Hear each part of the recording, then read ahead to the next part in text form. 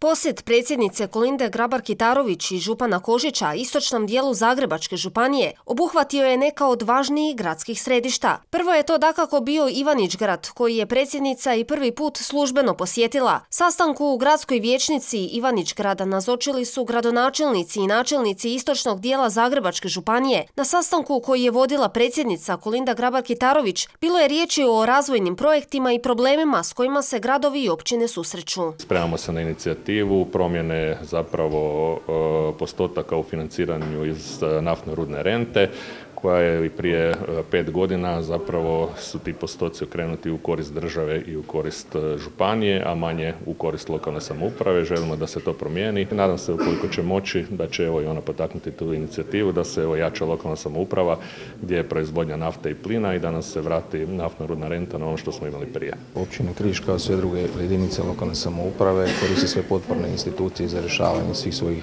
problema, ali realizaciju svih aktivnosti, projekata i investicija. U tom kontekstu smo mi na neki način tražili od predsjednice da pokuša i sa vladom i sa određenim resornim ministarstvima izlobirati, da tako kažem, i da se eventualno ruše neke administrativne barijere koje nas sve zajednički muči. Konkretno svi imamo otprilike iste, ajmo reći, izazove ili probleme. Predsjednica je posjetila i specijalnu bolnicu Naftalan. Projekt je to vrijedan više od 40 milijuna kuna, a još uvijek je u procesu izgradnje novih bazena, kuhinje, kongresne dvorane i ostalog, što bi trebalo biti gotovo do kraja godine. Osim Ivanić-Grada, Vrbovca, općine Rakovec, općine Bedenica, Svetog Ivana Zeline, posjet istočnog dijela županije obuhvatio je i Dugo Selo. Gradonačelnik ovog grada u predgrađu Zagreba naglasio je da je razgovor s predsjednicom bio konstruktivan, no očekuju i podršku oko rješenja pojedinih pitanja. Prije svega povrat državne imovine, budući da mi nemamo poduzetničke zone u našem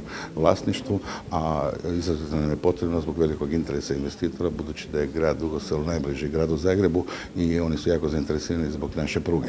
Zatim možda dio povrata vojarne, isto koja stoji prazna, a nama bi, budući da smo grad sa najmanjom površinom, puno značilo. Zatim, budući da smo grad sa najvećim vitalnim indeksom, pomoć malo u tom demografskom smislu, pomoć za novorođenu djecu i takve stvari. Jednostavno, negdje gdje se može utjecati na neke institucije da malo popuste u nekim tvrdim stajalištima. Glazbena škola u Dugom Selu priredila je predsjednici poseban doček, a ovime je ujedno i završen njen višednevni posjet Zagrebačkoj županiji.